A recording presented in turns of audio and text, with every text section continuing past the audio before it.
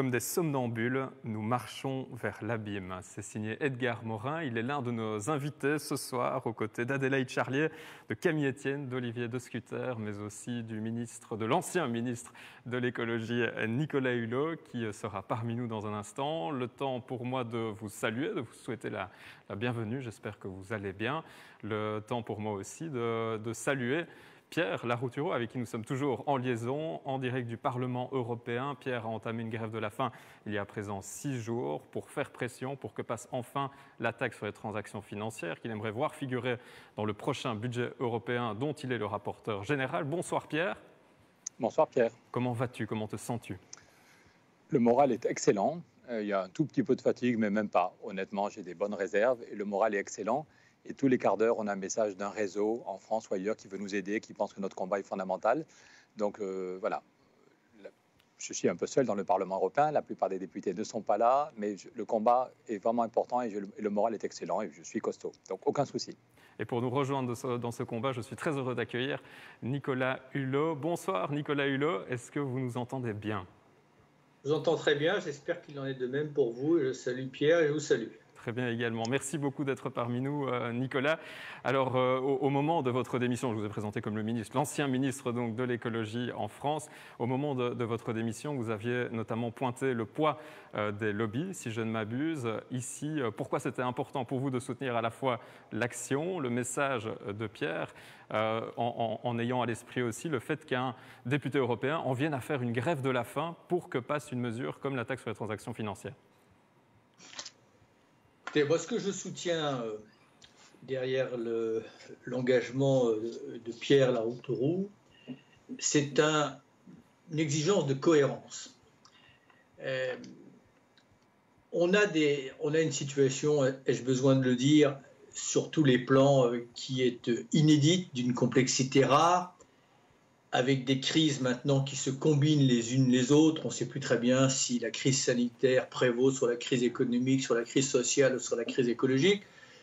Ce que chacun sent intimement, c'est que si l'on veut sortir par le haut de cette situation et ne pas ajouter de l'injustice à l'injustice, de la misère à la misère et de la souffrance à la souffrance, ça ne se fera pas avec des outils classiques, avec une approche cosmétique, mais ça se fera, encore une fois, avec une stratégie et des modalités et des outils hors normes. Il faut qu'on sorte de cette mystification où on se fixe des objectifs, mais on ne s'en donne pas les moyens. Donc ce que je veux défendre ici, c'est cette quête de cohérence. C'est bien de dire qu'il faut aller vers une neutralité carbone, c'est bien de dire qu'il faut rentrer dans une transition écologique et solidaire, mais ça serait quand même mieux, ne serait-ce que pour retrouver un lien de confiance entre le politique et le citoyen, de se donner les moyens aboutir à ces objectifs. Et souvent, ce qui fait défaut, ça n'est pas propre à notre pays, pour ne parler que de la France, ça n'est pas propre aux États de l'Union, ça n'est pas propre à l'Europe, mais ça n'est pas une raison pour s'en accommoder. C'est qu'on se fixe des objectifs, mais on se débarrasse de ces objectifs simplement dans l'énoncé. Et il y a un moment ou un autre, il faut qu'on soit capable de se donner les moyens d'atteindre les objectifs. Des moyens réglementaires, des moyens législatifs, des moyens parfois de méthode, mais aussi des moyens économiques et financiers. Et on voit bien que les enjeux auxquels nous avons à faire face nécessite, si on veut pouvoir y parvenir, des moyens financiers qui sont considérables, qui n'est pas de l'argent d'ailleurs qui va partir comme ça en fumée, pour peu que l'argent que l'on injecte sous une forme ou sous une autre n'aille pas comme ça s'est passé notamment en 2008 dans la spéculation, mais de l'argent qui soit bien là pour amorcer un nouveau modèle et nous épargner un certain nombre d'externalités négatives, que ce soit des externalités négatives humaines ou des externalités négatives économiques. Et donc, à un moment ou à un autre, il va falloir sortir de l'orthodoxie financière. Et tout simplement, être capable de faire en amont des crises, si tant est que nous soyons en amont de nouvelles crises, que nous sommes capables de faire sans état d'âme quand nous sommes au cœur de la crise. Parce qu'il n'aura échappé à personne que lorsque nous avons basculé dans la crise sanitaire, toutes ces conventions humaines que nous nous fixons de règles monétaires, on a été capable de les transgresser. Alors ce que je veux dire d'abord, c'est que premièrement, ce que je soutiens, c'est l'obligation que nous avons, c'est de sortir des sentiers battus si on veut avoir une petite chance de résoudre la crise. Deuxièmement, comme on a besoin d'investissement, ne nous dissimulons pas la face. L'Europe, comme la plupart de ses États membres, sont condamnés en l'état à l'austérité. Pourquoi? Parce que le principal argent qu'ils dépensent, c'est les remboursements de la dette et les intérêts de la dette. Donc si on veut se donner des marges de manœuvre et donner des capacités d'investissement pour, encore une fois, faire jaillir ce nouveau modèle économique, eh bien, il faut trouver d'autres modes de financement que les financements conventionnels. Alors, notamment la taxe sur la transaction financière, qui est un vieux serpent de mer, mais dont il serait peut-être temps, à un moment ou à un autre, peut-être de regarder si c'est aussi chimérique que cela. Mais il y a d'autres pistes que notamment ma propre fondation défend, mais je pense que les deux d'ailleurs ne sont pas incompatibles. Est-ce que l'idée d'effacer les dettes des banques centrales sous certaines conditions est totalement inenvisageable? Ce que je veux simplement dire, c'est qu'à un moment ou à un autre, la situation est disruptive. Si nous ne sommes pas disruptifs, eh bien, nous continuerons d'entretenir une mystification sur nos objectifs et de créer, de creuser ce déficit de confiance qu'il y a entre l'électeur, le citoyen et le politique, et entre l'électeur et l'Europe, ce qui évidemment est totalement tragique. Pierre, sur ce déficit de confiance, et puis ce vieux serpent de mer aussi dont parle Nicolas, qui en connaît un rayon en termes de serpent de mer, pour avoir exploré le monde. D'abord, merci beaucoup à Nicolas d'être là. C'est super précieux d'avoir ton soutien, mais ça fait longtemps qu'on travaille la main dans la main, toi ministre et moi j'étais qu'un simple citoyen. Et je me souviens sur le besoin de changer de proportion. Ce que tu avais dit il y a 3 ans, tu étais venu, tu te souviens peut-être, à l'UNESCO avec Jean Jouzel, avec Anne Essel, on avait fait un grand événement pour faire connaître le pacte climat et tu avais été un des premiers à le soutenir. Et tu avais dit, pour sauver les banques, en 2008, on a mis 1000 milliards. Et heureusement qu'on a mis 1000 milliards pour sauver les banques. Mais pourquoi est-ce qu'on ne peut pas mettre 1000 milliards pour sauver le climat?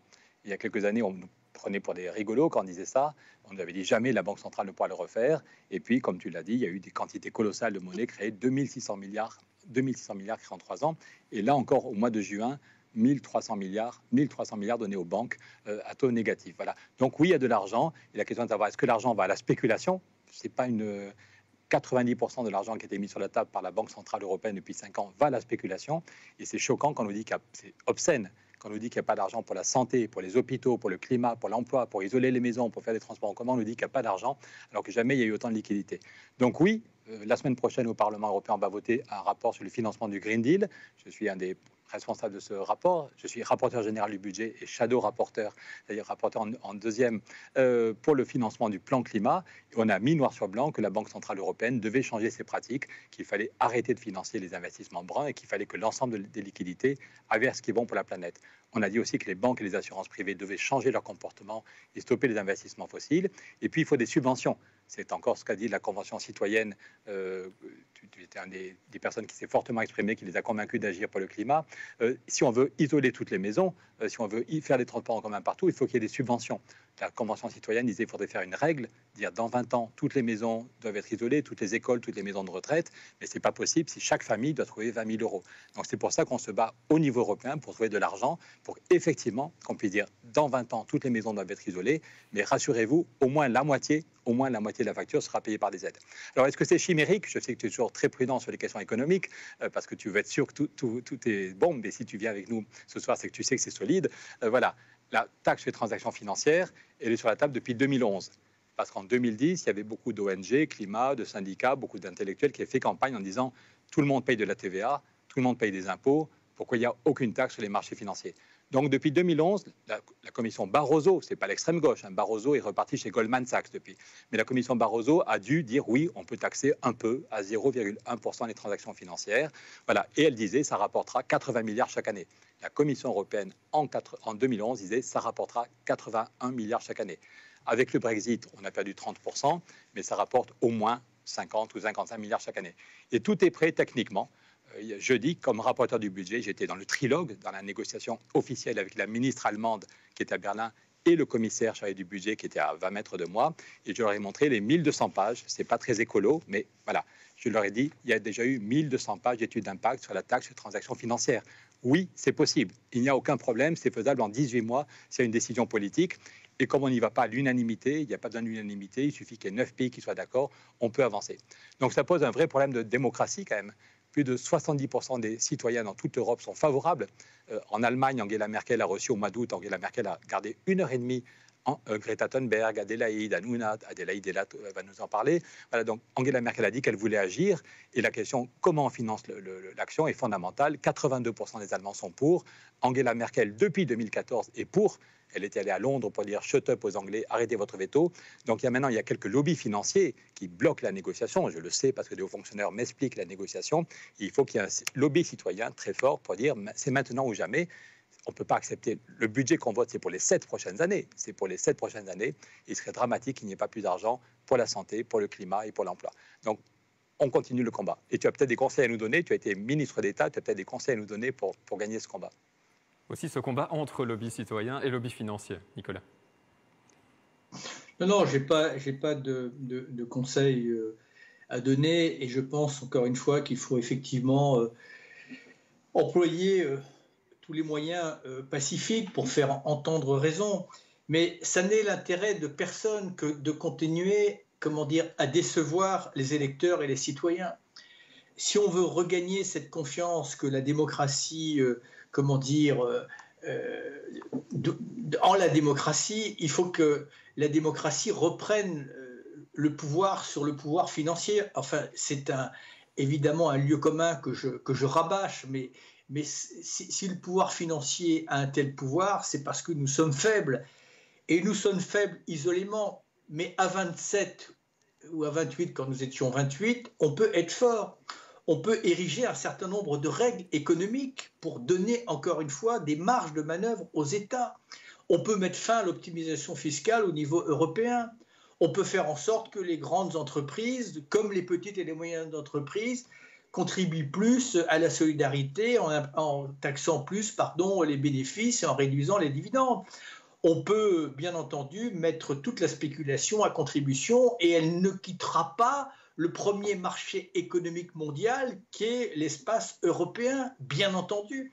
Donc c'est cette fermeté, cette cohérence que les citoyens européens attendent de la Commission européenne. Ça n'est pas une fatalité d'être condamné à l'austérité, c'est une forme de résignation. Mais évidemment, la facilité aujourd'hui, quand on veut retrouver des marges de manœuvre, c'est soit de faire de la dette, soit d'aller chercher de l'argent chez ceux qui sont solvables, c'est-à-dire les petites, les moyennes entreprises et la classe moyenne. Mais à force de les étrangler, à un moment ou à un autre, on a atteint des limites. Ce n'est pas dans cette direction qu'il faut aller. Et encore une fois, l'outil que défend Pierre n'est pas incompatible avec d'autres stratégies que j'ai évoquées. Et pour moi, c'est un ensemble d'outils qui devrait permettre à l'Europe de rentrer dans le XXIe siècle et d'investir massivement dans le modèle économique et social de demain qui va nous rapporter, tandis que le modèle actuel, il va nous épuiser. Donc investir, ça n'est pas dilapider, ça n'est pas dépenser, c'est protéger et c'est épargner, c'est tout simplement renouer avec l'étymologie première du mot économie, c'est économiser. Pierre, envie de réagir? Non, mais complètement d'accord, y compris sur le fait qu'il n'y a évidemment pas de baguette magique. Si on se bat sur la taxe sur les transactions financières maintenant, c'est parce qu'on négocie le budget pour les 7 prochaines années et que la présidence allemande, qui préside l'Europe pendant 6 mois, nous dit que c'est impossible de s'engager sur d'autres ressources qui ne sont pas prêtes techniquement. Donc, comme toi, Nicolas, comme Alain Grandjean, comme la Fondation Hulot, on se bat pour dire que l'argent de la Banque centrale européenne doit être utilisé autrement. L'idée d'une banque du climat, il y a 5 ans, tout le monde rigolait, et maintenant c'est acté. Donc la question est de savoir, est-ce que l'argent de la Banque centrale européenne peut muscler la Banque du climat? Et on l'a mis dans le rapport, on n'a pas tout fait passer parce que une partie de la droite n'était pas d'accord, mais on insiste sur le fait que l'argent de la Banque centrale européenne ne doit plus du tout aller aux investissements fossiles et doit aller vers ce qui est bon pour le climat et pour la cohésion sociale. On l'a mis dans le rapport qui sera voté le 12 novembre au Parlement. On dit aussi que les banques et les assurances privées doivent stopper les investissements fossiles et qu'il faut qu'il y ait un calendrier pour se désengager des investissements fossiles et que les banques et les assurances mettent l'argent qui allait dans le fossile, qu'elles le mettent vers les énergies renouvelables ou vers des choses bonnes pour la planète. Et puis aussi, il faut des subventions. Donc, On se bat aussi, le Parlement propose 5 solutions pour trouver de l'argent. Je pense qu'on sera tout à fait d'accord, Nicolas. Il y a la taxe carbone aux frontières, il y a la taxe plastique, il y a la taxe digitale sur Google et Netflix. Tout ça est tout à fait nécessaire. La taxe digitale, il y a déjà un accord, ce sera fait au 1er janvier. Sur la taxe plastique, ce sera fait au 1er janvier. C'est très bien, mais c'est seulement 7 milliards et ça va diminuer si les gens consomment heureusement moins de plastique. Donc, et la seule qui est prête techniquement et qui est sur la table de négociation, c'est celle-ci, puisque l'équipe d'Angela Merkel nous a dit on ne peut pas spéculer sur des ressources qui viendront dans 4 ans ou dans 5 ans. Par exemple, la taxe carbone aux frontières, pour le moment, il n'y a pas d'études d'impact qui ont été faites, c'est un peu compliqué. Donc, le Parlement se bat pour avoir un calendrier de réflexion et de négociation sur la taxe carbone aux frontières, mais on ne peut pas compter dessus maintenant. Or, on n'a plus que 15 jours pour toper le paquet pour les 7 prochaines années. C'est pour ça que complètement d'accord avec ce que tu as dit, l'impôt sur les grandes entreprises. Quand on s'était vu, on avait parlé du dumping fiscal. Quand toi et moi, on était petits, l'impôt sur les bénéfices était à 45% en Europe. On est tombé à 18%, alors qu'aux États-Unis, de Roosevelt à Trump, on était au double. On est tombé à 19% et ils étaient à 38%. Donc, quand je suis arrivé au Parlement, un de mes combats, qu'on avait mené avec Jacques Delors, avec Michel Rocard, c'est dit il faut un impôt fédéral sur les bénéfices pour financer le budget européen. Mais avec la crise économique actuelle, c'est compliqué de parler de ça et techniquement, il n'est pas prêt. Donc voilà pourquoi, évidemment, il faut travailler sur l'utilisation de l'argent de la Banque centrale européenne. Il faut que les banques et les assurances topent les investissements fossiles. Il y a plein de leviers, mais celui qui est accessible, qu'on peut gagner dans les 15 jours qui viennent, et ça changerait quand même beaucoup de choses. Tu as été ministre, je me souviens quand tu as démissionné, tu disais j'aurais voulu 7 milliards chaque année pour isoler les bâtiments, en commençant par les HLM, les plus précaires, et je crois qu'on t'avait dit 7 milliards, c'est pas possible. Donc tu sais mieux que moi, le nerf de la guerre, c'est l'argent. On en a parlé plusieurs fois, tu nous as toujours soutenu quand tu étais ministre, on n'a jamais douté de ton engagement et de ton amitié. Donc, mais si on avait 57 milliards chaque année sur la table, sans taxer les citoyens, on pourrait aider les hôpitaux. On pourrait aider les hôpitaux qui vont s'effondrer s'il n'y a pas des moyens financiers. Et on pourrait mettre le paquet sur l'isolation des bâtiments, sur les transports en commun, sur les renouvelables, sur l'agriculture. Et on créerait massivement des emplois. Rien qu'en France, on pourrait créer 900 000 emplois. Donc ce n'est pas la baguette magique, mais si on crée 900 000 emplois, ça fait quand même une partie du problème social. Et puis les gens économiseraient sur leurs dépenses de chauffage. Merci beaucoup, Nicolas. Je sais que tu as d'autres engagements ce soir, mais vas-y si tu veux compléter. Tu es le... Deux petits points avant de vous quitter et de te souhaiter bon courage. Il faut adosser ça aussi à une rigueur absolue sur cesser de subventionner ce qui est toxique dans tous les domaines. Chaque euro d'argent public doit participer au bien public. Ça, c'est un principe pour moi qui est pour moi absolument intangible. Et juste abonder dans ton sens, quand on investit sur l'efficacité énergétique, pour employer un terme générique, c'est autant d'argent qu'on va économiser durablement pour dépenser moins à service ou à efficacité identique. Quand on investit dans les énergies renouvelables, c'est de l'argent qui reste dans l'espace européen et qui ne sort pas de l'espace européen. Donc tout ça, encore une fois, est une question de bon sens. Voilà. Mais effectivement, je pense qu'on a un moment, crucial quand il va y avoir au début du mois de décembre la confrontation donc, entre le Parlement et la Commission. Je souhaite effectivement que les citoyens fassent entendre leur voix parce qu'on a besoin de l'Europe, on a besoin de retrouver confiance dans l'Europe. Le plan de relance, c'est bien, mais encore une fois, il y a une échéance. Il faut qu'on pense au-delà du plan de relance. Et pour l'instant, encore une fois, on n'a pas les moyens de nos ambitions, mais ça n'est pas une fatalité. C'est simplement une forme de conservatisme. Merci à vous. Et merci à toi, Nicolas. Merci à vous, Nicolas. À bientôt. Un tout grand merci d'avoir été parmi nous, vraiment. Nicolas Hulot en liaison avec Pierre Larouturou pour soutenir cette taxe sur les transactions financières. Pierre, tu as évoqué le discours de Nicolas à l'UNESCO, je crois que c'était en 2018. Dans ce discours, Nicolas Hulot disait « L'Europe doit clairement poser les bases d'un nouveau modèle économique et financier. C'est vital pour l'humanité et pour l'Europe. C'est une occasion magnifique de la reconnecter avec les citoyens. » C'est peut-être une question que j'aurais aimé poser à Nicolas, mais c'est vrai que malheureusement son temps était compté. Ce nouveau modèle, quel changement, quelles adaptations il implique? Mais on parle beaucoup des États-Unis, là, on espère, je pense qu'on est très nombreux à espérer la victoire de Biden, mais c'est bien aussi si l'Europe montre qu'on est capable d'avoir un modèle de cohésion sociale où on tient bon sur la cohésion sociale, sur le bien-vivre personnel, sur l'accès de tous à la santé. Voilà, moi je suis allé une fois dans ma vie aux États-Unis. Si tu es malade, on te demande d'abord ta carte bleue quand tu arrives ou ta garantie quand tu arrives à l'hôpital. En Europe, n'importe qui, qu'il soit riche ou pauvre, s'il a un problème cardiaque, il est opéré par un des meilleurs chirurgiens du coin. Donc je pense qu'il faut qu'on tienne bon et sur la solidarité, la cohésion sociale, la santé, l'accès à l'éducation pour tous et qu'on prenne enfin les moyens de gagner la bataille du climat. Et il y a un modèle européen. Et c'est pour ça que je pense qu'on ne peut pas accepter, je l'ai dit devant mes amis députés, en conscience, on ne peut pas tuer cet espoir. J'étais à Madrid, au sommet sur le climat, en décembre, avant Noël, il y a presque un an, et tout le monde entier réfléchissait comment est-ce qu'on peut sauver le climat. Et le discours de la présidente de la Commission européenne, Mme von der Leyen, a créé un espoir magnifique. Les gens se disent « Waouh !» Waouh, l'une des 2 plus grandes zones économiques du monde dit que le climat est sa priorité. Madame von der Leyen et les autres disent que c'est le nouveau modèle de développement, que ça va créer des emplois, que c'est voilà. Donc il y a un an où l'Europe a créé un espoir magnifique. Et si au bout d'un an finalement on dit non, on s'est trompé, on peut pas, on n'a pas d'argent, on ne sait pas comment faire, c'est désespérant. Un ami climatologue me disait mais c'est pire que Donald Trump. Donald Trump, pour moi, il dit « j'en ai rien à faire », donc j'en ai rien à faire. Il y a une cohérence, comme disait Nicolas Hulot, c'est bien d'être en cohérence. Trump est dramatique, mais il est cohérent. Tandis que l'Europe, on a dit il y a un an, le principal, c'est sauver le climat, c'est fondamental pour l'avenir de nos enfants. Voilà. Et au bout d'un an, il n'y a rien. Il y a peut-être 1,5 milliard ou 6 milliards par an, alors que la Commission européenne elle-même, la Commission dit qu'il faudrait 600 milliards par an, public et privé. Donc oui, on va se battre. Il y a un nouveau modèle qui peut émerger. L'ancien modèle est en train de s'effondrer. Il faut éviter qu'il s'effondre, il faut le prolonger. Mais à tout point de vue, hier, c'était Bruno Coleman, un des plus grands banquiers belges. Ce n'est pas spécialement un homme de gauche.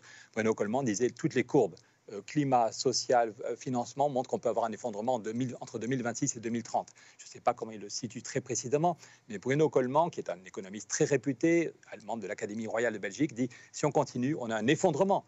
Pas un problème passager, pas une parenthèse, pas une petite crise, un effondrement entre 2026 et 2030. Or, ce qu'on négocie en ce moment, c'est le budget pour les 7 prochaines années. Donc, s'il n'y a pas d'argent pour la santé, s'il n'y a pas d'argent pour le climat, s'il n'y a pas d'argent pour sauver les emplois ou éviter que les chômeurs tombent dans la pauvreté, si pendant 7 ans, on fait des beaux discours, on va désespérer les citoyens, comme l'a dit Nicolas Hulot, on va vers une crise démocratique majeure et on aura l'effondrement. Et on se détestera. Ce que j'ai dit à mes amis députés l'autre jour, c'est est-ce qu'on pourra se regarder dans la glace ? On sait tous que ce budget n'est pas bon. On sait tous que ça n'est pas du tout à la hauteur. On sait tous qu'il y a des solutions. Donc si on accepte, si on se couche, est-ce qu'on pourra juste se regarder dans la glace ? Nos enfants vont nous détester et ils auront raison. Voilà, donc c'est pour ça qu'il reste 2 semaines, 3 semaines et on va se battre joyeusement, de façon non violente, mais on va se battre jusqu'au bout. L'enjeu de l'emploi est un enjeu fondamental. Le temps d'établir la liaison avec Edgar Morin, qui est toujours dernière minute, mais normalement il arrive toujours à un moment donné ou à un autre. Le temps d'établir la liaison et de remercier encore l'équipe technique qui réalise un travail formidable, la Régie TV. J'ai ce chiffre à l'esprit, cité notamment par Gaël Giraud, économiste. Plus d'1 million de risques de perte d'emploi rien que pour 2020 en France. Ça, ce n'est pas une fatalité. Ça, c'est si on ne fait rien. Effectivement, il y a une crise économique. Si on a, voilà. Mais hier ou avant-hier, je parlais du système qui a été inventé au Canada et qui a été mis en place en Allemagne quand les syndicats se sont réveillés en 2009. Il y avait une énorme crise économique en 2009 à cause de la crise financière. Et les syndicats ont dit on ne peut pas accepter une flambée du chômage. Ils ont mis en place le système de travailler moins pour licencier moins, le Kurzarbeit en allemand. Si une entreprise a 30% de chiffre d'affaires en moins, au lieu de couper 30% des effectifs, elle garde tout le monde. On baisse le temps de travail de 30%, on baisse le temps de travail et les salaires baissent de 30%, mais immédiatement, Angela Merkel et les partenaires sociaux ont dit on complète à 95%. Donc entre le salaire et le supplément, les gens gardaient 95% de leurs revenus et ça évitait aux entreprises de licencier et ça évitait d'avoir plus de chômeurs. Et Merkel avait fait les calculs, si les gens tombent au chômage, d'abord, il y a un problème social, ils vont moins payer de cotisations, il faudra les aider financièrement, ils vont moins consommer. Donc c'est mieux que les gens gardent un job, gardent le plaisir d'être avec les autres, une dignité, une participation au travail collectif, qui gardent leurs revenus, qui comptent, voilà. Et si l'activité repart, ce sera mieux. Donc je pense qu'il n'y a pas de... Quand le gouvernement français dit qu'on va vers 1 million de chômeurs en plus, si on ne fait rien, oui. Mais si souvent on nous dit que ce qui se passe en Allemagne, c'est très bien, la Deutsche Qualität qu'il faut regarder, eh bien j'aimerais qu'on regarde Autant ce qui a été fait en 2004 en Allemagne. En 2004, c'est les lois Hartz, c'est catastrophique, c'est la multiplication des petits boulots. Et encore aujourd'hui, en novembre 2020, il y a 6 millions d'Allemands qui ont des boulots à 450 euros, 6 millions d'Allemands qui ont des boulots à 450 euros, donc 4 millions qui n'ont que ça. Donc ce qui a été fait en 2004 est dramatique, mais en 2009, ce qui a été fait pour éviter les licenciements, je voudrais que la France en inspire, ou la France, et c'est pour ça aussi qu'on veut du budget. Il y a 3 semaines, je rencontrais le commissaire Nicolas Schmit, qui est le commissaire aux affaires sociales, qui est convaincu, qui est maintenant un ami, qui est convaincu qu'il faudrait dire, a priori, il ne s'agit pas d'interdire les licenciements, je ne suis pas Besancenot, mais il faut que le licenciement soit l'exception, le dernier recours. Et Nicolas Schmit voudrait que l'Europe puisse aider les États membres. La France ou l'Allemagne sont assez riches pour le faire tout seuls, mais si la crise est longue, il y a des pays qui n'arriveront pas à mettre en place ce système de protection de l'emploi. Donc c'est aussi pour ça qu'on veut du budget, c'est éviter que le système de santé s'effondre, éviter une flambée du chômage et préparer l'avenir, donc éviter 2 catastrophes, l'effondrement du système de santé et l'effondrement de l'emploi, et préparer l'avenir en investissement dans le climat et la biodiversité. Alors Pierre, on me souffle dans l'oreille, Edgar Morin a quelques petits problèmes de connexion, le temps d'ajuster, et j'en profite pour vous rappeler que vous ne devez pas hésiter à partager vos commentaires, vos réflexions, vos questions sur les différentes pages partenaires. Vous êtes de plus en plus nombreux aussi à relayer ces lives, merci beaucoup. Je sais qu'il y a un partenaire de plus de diffusion aujourd'hui qui s'appelle On est prêt, qu'on remercie, et j'en profite donc pour partager la question d'un internaute, Jérôme Chanel, qui partage sur ta page Facebook, Pierre. Est-ce que les grands médias français sont prêts à interviewer Pierre? Il faut être aux 20h de TF1, en quelque sorte, si on veut espérer rassembler une masse critique qui pourra influer les gouvernements de chaque pays. Est-ce que les grands médias sont prêts à t'accueillir en direct, Pierre?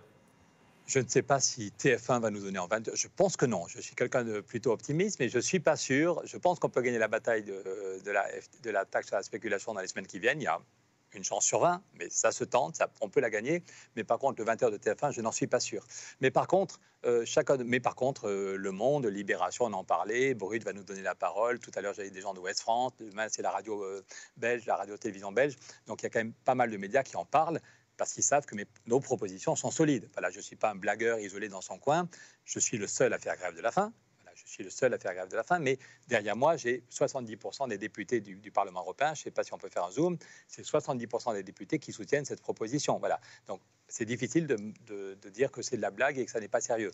Il y avait un article, je crois, dans Le Monde ou dans Libération qui disait « Pierre Larouturou a réussi en un an à rassembler le Parlement autour de ses idées, mais il se heurte à l'inertie des chefs d'État. » L'inertie de quelques chefs d'État et la force du lobby financier. Donc je pense qu'il faut qu'on se batte et que les réseaux sociaux, si TF1 ne me donne pas la parole, c'est dommage pour TF1, mais je pense qu'on peut gagner la bataille par les réseaux sociaux.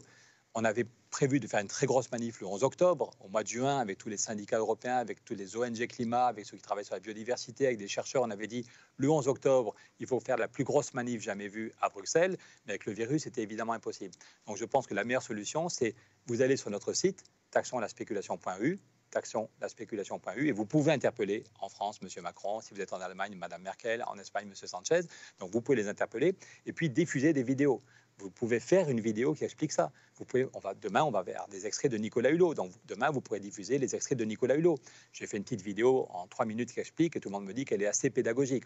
Donc, je suis désolé parce que c'est sur mon compte Twitter ou sur ma page Facebook, mais je suis désolé de me mettre en avant, je déteste ça, mais vous pouvez aller sur ma page Facebook, sur mon compte Twitter pour diffuser ça, en parler à vos copains, appeler vos amis pour dire comment ça va, le confinement, et puis est-ce que tu as vu les vidéos, est-ce que tu diffuses?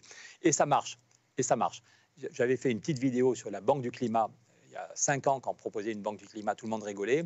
Et puis il y a 2 ans ou 2 ans et demi, on avait fait une petite vidéo de 1 minute 30 sur la Banque du Climat. Il y a eu 5 500 000 personnes qui l'ont vue, 5 500 000 personnes. Et Emmanuel Macron, du coup, était d'accord pour la Banque du Climat. Voilà, donc, encore une fois, j'ai des contacts à l'Élysée, j'ai des contacts comme rapporteur du budget avec plusieurs membres du gouvernement français. Mais si celui qui s'occupe de la communication auprès d'Emmanuel Macron lui dit « Oh là là, ça monte !» Il y a eu 1 million de gens qui ont retweeté la vidéo. « Oh là là, ça monte !» Ils ont eu Nicolas Hulot et voilà, il y a plein de gens qui les soutiennent. Hier, on avait un grand banquier qui n'est vraiment pas de gauche. Hier soir, c'est l'ensemble des maires ruraux de France qui nous disaient qu'ils nous soutenaient. En même temps, Extinction Rébellion. Il y a des gens.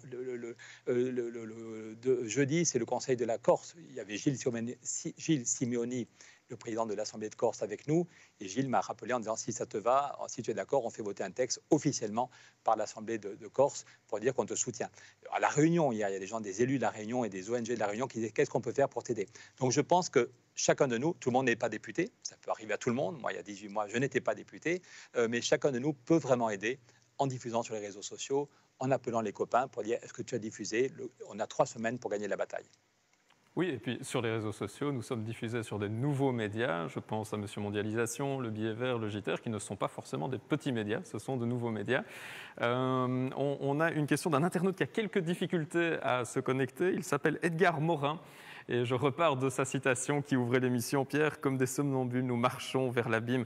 Est-ce qu'au fond, Pierre, cette taxe sur les transactions financières, elle pourrait concrètement éviter de basculer dans l'abîme d'Edgar Morin, ou craint par Edgar Morin? Oui, il y a de bonnes raisons de craindre l'abîme, le mélange de la crise sociale, de la crise sanitaire, de la crise écologique, de la crise démocratique. Tout ça peut faire une catastrophe et dans 10 ans, dans 15 ans, qu'on connaisse le chaos. La crise des années 30, là, jeudi matin, le président de la commission des budgets disait à la ministre allemande nous disait qu'il fallait être très rigoureux. Tous les Allemands ne sont pas comme ça, mais elle était très, très, voilà. Et lui était ministre des Finances il y a 5 ans, un homme plutôt à droite. Il a dit, quand j'étais ministre des Finances, j'étais très, très classique dans mon approche, mais il disait, si on reste classique, on va revivre les années 30. Voilà. Donc, c'est ce qu'a dit Nicolas Hulot. On est face à une crise immense, même s'il n'y avait que le virus, ce serait une crise immense. La crise sociale est terrible, la crise climatique est terrible. Voilà. Et donc, il faut se donner les moyens. Quand Mme von der Leyen, l'autre jour, citait le discours de Kennedy, « We choose to go to the moon », nous avons décidé d'aller sur la Lune. Des millions de gens avaient des frissons dans le dos. Purée, on va aller sur la Lune, mais c'est génial. Et ce n'était pas juste du blabla. Kennedy s'est donné les moyens financiers. Il y avait tellement de problèmes techniques. Les gens pensaient qu'il était frappadingue, aller sur la Lune, mais Kennedy n'avait pas la moindre idée des problèmes techniques qu'il fallait affronter. Mais il y a mis les moyens. Il a multiplié par 15 le budget de la NASA. Il a créé 400 000 emplois en 5 ans. 400 000 emplois. Et ils ont gagné la Lune plus vite que prévu. Donc, est-ce qu'on y met les moyens? Oui, l'enjeu est énorme. Oui, il y a le risque. Le plus probable, hélas, c'est qu'on aille vers un effondrement. Et dans 15 ans ou dans 20 ans, on sera dans une société super violente, incroyablement inégalitaire, avec un dérèglement climatique qui va s'aggraver. On peut craindre des paniques quand les gens verront que c'est très très grave et que c'est foutu. Donc oui, je crains de mon vivant de voir l'horreur, que tous on connaisse l'horreur, mais bonne nouvelle, il n'y a aucune fatalité. Et c'est quand tu parlais du poids des lobbies tout à l'heure, Pierre, je suis pas du tout un complotiste, mais je crois qu'il faut quand même dire qu'il y a des baves qui se perdent. J'ai lu l'été dernier un livre qui s'appelle Perdre la Terre, qui est d'un grand journaliste américain, Nathaniel Rich, qui est au New York Times, qui a fait 1 an d'enquête et qui a montré comment en 79, il y a 41 ans, il y avait un consensus des plus grands scientifiques américains sur le réchauffement climatique. Le chef économiste, le chef scientifique de Kennedy, le chef scientifique de Johnson, avaient fait un groupe de 20 scientifiques. Ils avaient travaillé pendant plusieurs week-ends et ils avaient fait un rapport. Ils avaient été auditionnés au Sénat. À la une du New York Times, en 79, il y avait la courbe de l'évolution de température et l'explication pourquoi c'est lié au CO2 et pourquoi ça n'est pas foutu. Pourquoi il est encore possible d'agir. Et il montrait que le dérèglement climatique était pour l'essentiel de l'activité humaine, mais que donc si l'activité humaine se transformait, qu'on avait 20 ans ou 30 ans, il disait on a 20 ans pour sortir des énergies fossiles, et quand le dérèglement climatique sera manifeste, il sera trop tard. Donc fin 79, il y a un consensus de tous les scientifiques américains auditionnés au Sénat à la une du New York Times. Et puis Ronald Reagan arrive, quelques mois plus tard à la Maison-Blanche, et avec Ronald Reagan, c'est les lobbies de Total, de Exxon, qui disent peut-être que oui, peut-être que non. Comme les gens qui vendent du tabac. Peut-être qu'il y a des cancers, mais peut-être que non, on ne sait pas. Donc on continue à vendre du tabac, on continue à vendre du pétrole. Et donc c'est terrifiant en voyant ce bouquin, comment depuis 40 ans, les lobbies nous ont fait perdre du temps.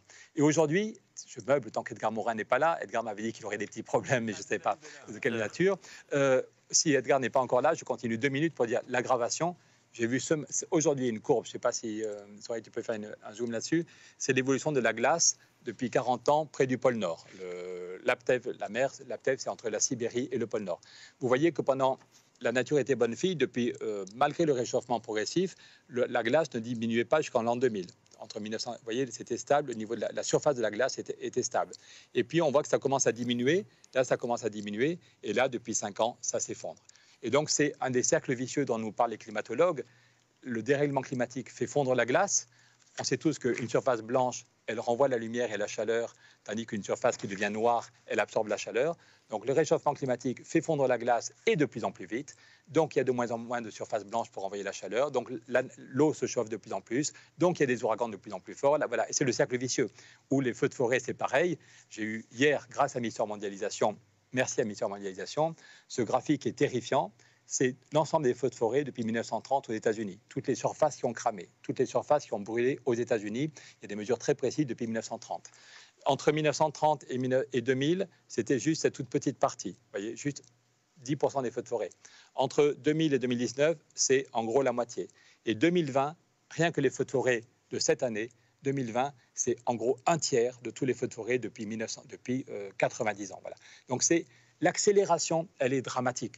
Les climatologues, encore Jean-Pascal Van Ypersel, l'un des plus grands climatologues européens, était hier devant le Parlement avec des chefs d'entreprise pour nous soutenir.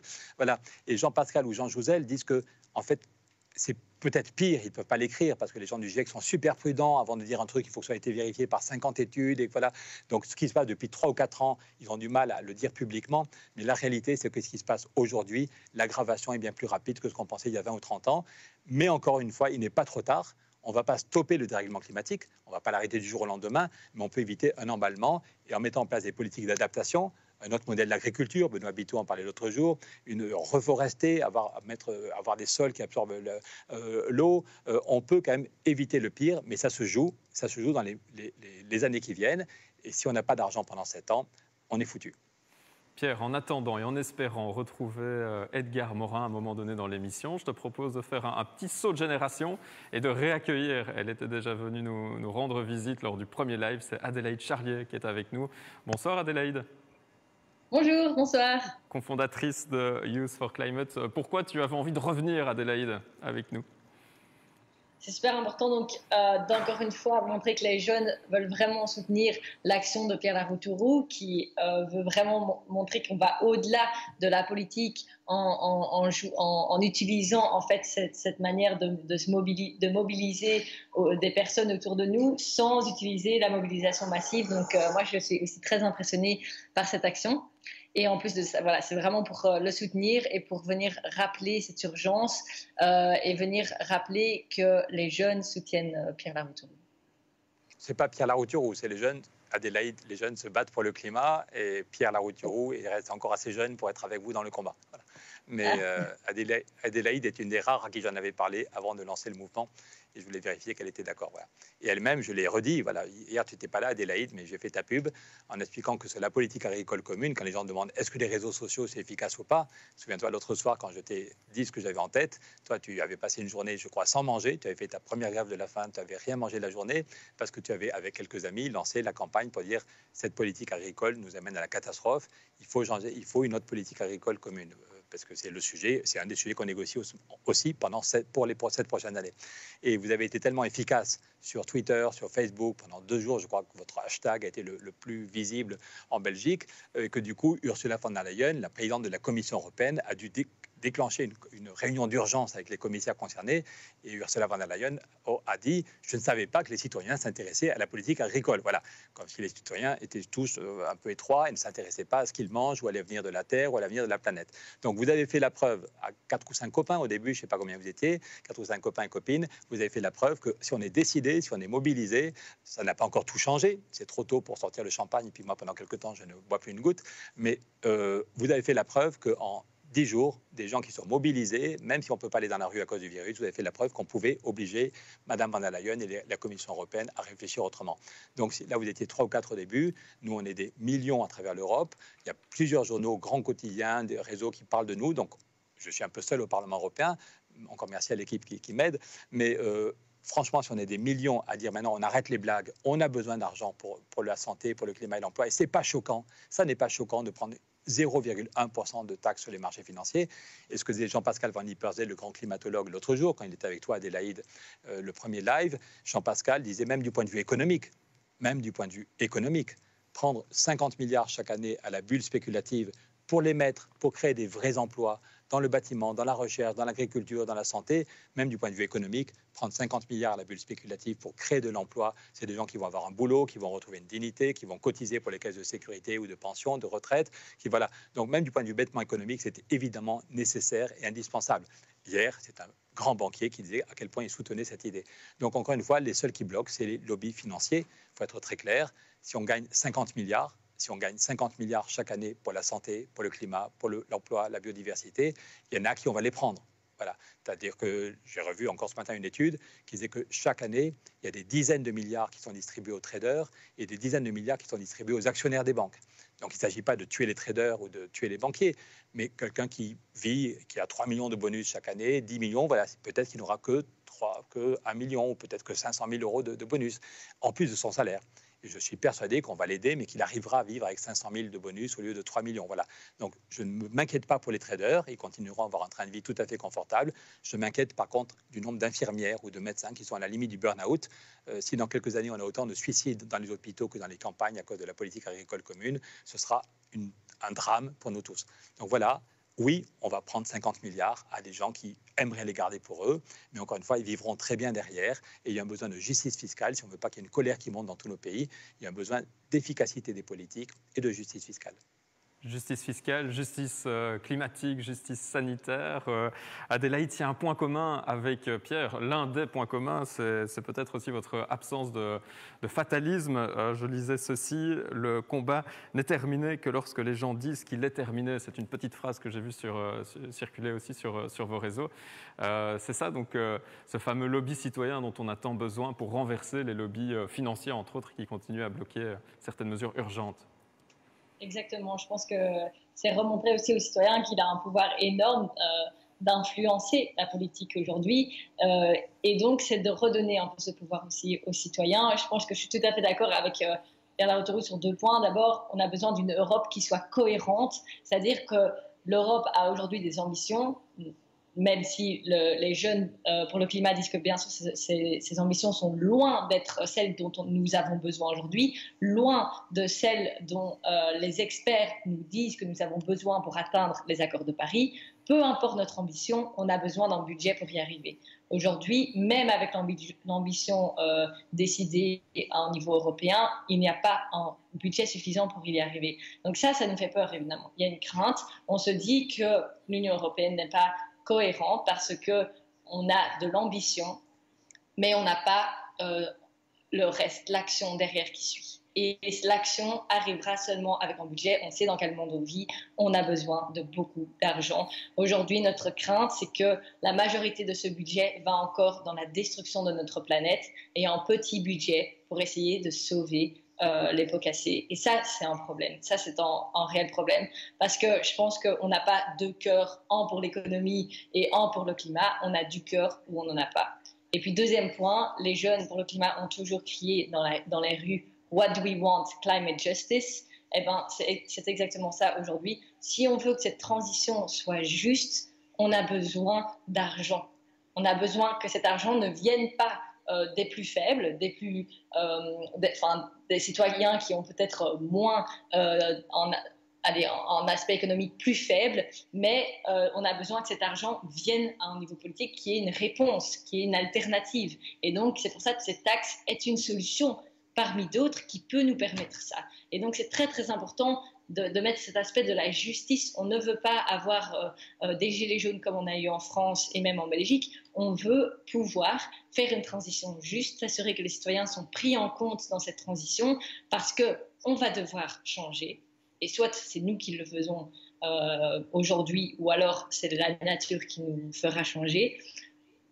Ou alors, maintenant, avec cette transition, elle va devoir être juste. Enfin, voilà, c'est vraiment ça que je voulais mettre en avant, tout en n'oubliant pas l'urgence qui est derrière ce changement de société qu'on doit faire aujourd'hui. Il nous reste 8 ans avant d'atteindre en 66% de chances d'atteindre les accords de Paris. 66%, et 8 ans, c'est très peu. On est en train de parler aujourd'hui d'un budget pour les 7 prochaines années. Donc, c'est ce budget qui va nous dire si on va atteindre cet accord ou pas. En plus de ça, en 2030, si on continue comme on le fait aujourd'hui, donc c'est-à-dire peut-être avec le budget qui est mis en place aujourd'hui, eh ben, en 2030, nous aurons déjà atteint les 1,5 degrés de réchauffement, c'est-à-dire nous aurons déjà presque dépassé l'accord de Paris. Et c'est ça qui nous fait peur aujourd'hui. Et c'est maintenant ou jamais. Un tout grand merci, Adélaïde. Alors, nous sommes belges tous les deux. Est-ce que tu as déjà interpellé notre chef de gouvernement, nouveau chef de gouvernement, Alexander Croo, pour justement le convaincre, si la Belgique n'est pas encore convaincue au niveau gouvernemental, d'adopter cette taxe et de défendre cette taxe sur les transactions financières au niveau européen? On a envoyé une demande, à notre Premier ministre belge, sans réponse encore pour le moment. Nous sommes en train aussi de travailler sur la PAC, comme je vous le disais.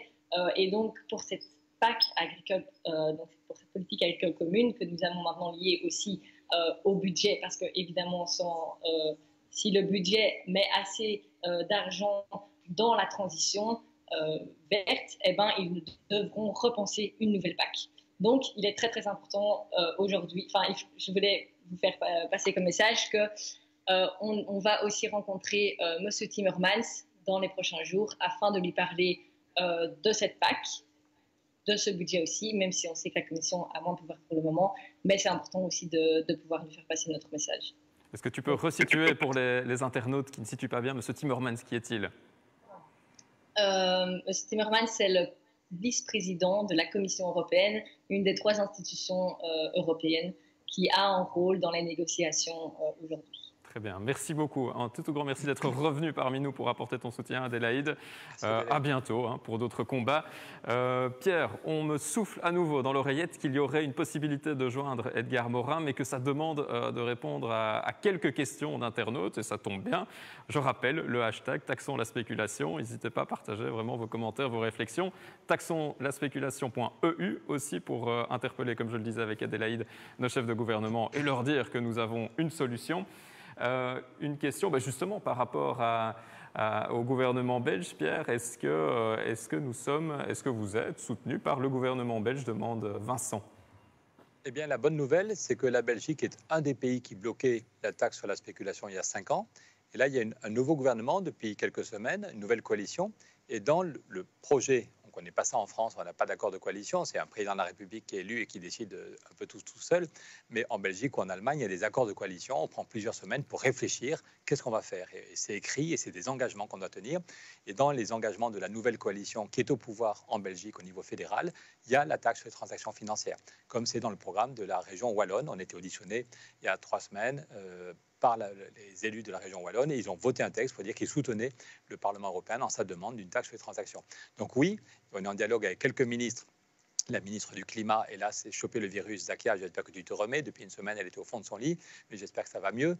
Zakia est une grande militante du climat et de la biodiversité. Elle était venue à Paris avec Olivier Schutter, qu'on va voir bientôt, quand on était 1000 il y a 2 ans, à présenter le pacte climat. Et Zakia était venue avec d'autres écologistes belges pour dire qu'ils nous soutenaient. Et maintenant, Zakia est la nouvelle ministre de l'Environnement. Et dans le gouvernement, il y a plusieurs personnes qui pensent qu'il est urgent d'accélérer sur le climat, sur l'emploi, sur la santé, et qui poussent la Belgique à en parler plus clairement à la table des négociations. Pour le moment, c'est en débat, et je ne suis pas dans le gouvernement belge, je ne suis même pas belge, personne n'est parfait. Mais je pense qu'il y a une vraie réflexion dans ce gouvernement. Mais tu partages un petit peu l'esprit belge, Pierre, à force aussi de flâner à Bruxelles. Autre question. Je flâne, attends, je travaille aussi. Oui, pardon. Je travaille parfois. Bien sûr. Autre question sur Monsieur Mondialisation, question de Richard. L'argent des spéculations n'est-il pas virtuel? Peut-on rendre l'argent virtuel utile et concret? Non, ce n'est pas l'argent virtuel, même s'il passe souvent par les ordinateurs, mais c'est du vrai argent. Voilà, si on prend effectivement 0,1%, c'est des échanges financiers. À la fin de la journée, les banques échangent, les actionnaires échangent. Donc, c'est bien du vrai argent. De même que quand vous faites vos courses, quand vous achetez du pain, du fromage, du lait, un téléphone, je sais pas, des chaussures, vous payez de la TVA. Voilà. Et l'objet est vrai, mais parfois vous payez avec votre carte bleue. Vous payez avec votre carte bleue, il n'y a pas des billets ou c'est pas de la monnaie, c'est pas des billets, mais c'est quand même du vrai argent. Ça va être pris sur votre compte en banque. Vous avez travaillé pendant 1 mois ou vous êtes retraité, pensionné, voilà. Mais c'est pas du vrai argent que vous donnez, c'est une carte bleue, c'est magnétique, mais ça va être pris sur votre argent qui est dans votre compte et ça va permettre aux marchands de vivre et à celui qui a fabriqué les chaussures d'avoir de quoi un salaire. Donc même si c'est magnétique, vous payez avec la carte bleue, c'est du vrai argent. Et c'est pareil sur les marchés financiers. Maintenant, autrefois, c'était des gens qui criaient. À la Bourse de Bruxelles, il y a un très beau bâtiment, comme à la Bourse de Paris. Autrefois, c'est des gens qui criaient « j'achète, j'achète, je vends » avec des papiers. Moi, quand j'étais petit, mon papa m'avait montré des actions. Voilà, mon grand-père lui avait donné, il fallait couper des papiers, des coupons. Maintenant, tout ça, c'est fini. C'est des ordinateurs, mais on peut très bien, et c'est pour ça que c'est très facile, parce que tout passe par des ordinateurs. Tout passe par des ordinateurs. Avant, quand c'était des papiers, on pouvait mettre des valises, on va au Luxembourg, voilà. Mais tandis que là, tout passe. Donc, s'il y a une décision politique pour dire, si une banque veut travailler dans un des pays de l'Union européenne, elle doit payer cette taxe sur les transactions financières. C'est 0,1%. Je pense qu'un bon informaticien, il doit falloir 3 jours, peut-être 4 jours, disons, de travail pour mettre ça dans le... Voilà, à chaque transaction, vous avez 0,1% qui part vers le... Voilà, de même que tous les commerçants font le bilan de la TVA. N'importe quel restaurateur, à la fin du mois, il paye sa TVA. Il a récolté. Quand vous allez au restaurant, vous payez la pizza, vous payez la salade de fruits, mais vous payez de la TVA. Et à la fin du mois, le restaurateur fait la somme de tout ce qu'il a prélevé comme TVA et il le reverse au gouvernement belge, au gouvernement français ou au gouvernement allemand. Voilà. Et donc, c'est très, très facile. Moi, je n'y connaissais rien il y a un an, mais je passe mon temps à travailler avec des vrais experts. Et si je suis tellement sûr de moi et si j'ai réussi à convaincre 70% des députés, c'est qu'on a de bons arguments. Ce n'est pas moi, c'est tous les gens qui travaillent là-dessus depuis 10 ans qui nous ont donné des arguments. Et j'ai essayé de comprendre. Quand ils m'ont expliqué 3 fois, j'ai compris. Donc, il n'y a aucun problème technique. C'est faisable en 18 mois. La Commission européenne Barroso en 2011 disait que c'est faisable en 2 ans. La Commission Barroso, je répète, c'est pas l'ultra-gauche ou des utopistes. Voilà, depuis, il est parti chez Goldman Sachs. Hélas, ça donne pas une très bonne image des politiques, pour être franc.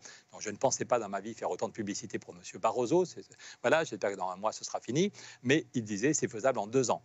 Et la semaine dernière, j'ai demandé à un expert, est-ce que tu penses qu'on pourrait accélérer? Et il me dit, on ne peut pas faire moins de 1 an, mais s'il y a une volonté politique, s'il y a une décision cette année, on peut dire que l'argent arrive dans 1 an, au 1er janvier 2022. Voilà. Donc, le Parlement le demande pour 2024. Si on a une décision cette année, on l'aurait en 2022. Mais ce qu'il faut, c'est avoir la décision d'une vraie taxe sur les transactions, pas la petite qui prend juste 3 fois rien sur quelques actions. Et si on est sûr qu'on a 50 milliards chaque année pendant 50 ans, pour tout le temps, on pourra, ce qu'on disait avec Nicolas Hulot tout à l'heure, dire voilà, maintenant, dans 20 ans, toutes les maisons doivent être isolées, toutes les écoles, toutes les maisons de retraite. Dans 20 ans, l'agriculture, ou dans 10 ans, l'agriculture doit être transformée parce qu'on aura des financements et qu'on pourra donner des subventions, des subsides, comme on dit à Bruxelles. Chacun de nous, s'il isole sa maison, au moins la moitié de la facture sera payée par un chèque. Il y aura le logo de l'Europe et vous aurez, si vous devez isoler l'immeuble où vous habitez, ou la maison où vous habitez, ou l'école maternelle de votre quartier, au moins la moitié de la facture sera payée par des aides qui viennent de Bruxelles. Et Bruxelles va montrer son utilité. Parce qu'il y a des gens qui se demandent à quoi ça sert, ce Parlement européen. Honnêtement, c'est un endroit assez génial. Il y a des gens de 27 pays qui se retrouvent pour essayer de réfléchir ensemble. C'est quand même honnêtement assez génial. Mais si on a une efficacité trop faible, les gens vont se dire à quoi ça sert ce Parlement. Donc je pense qu'il faut que le Parlement, nous sommes nombreux à penser qu'il faut que le Parlement se batte pour taxer la spéculation et que l'argent arrive dans les systèmes de santé, dans le climat, dans l'emploi.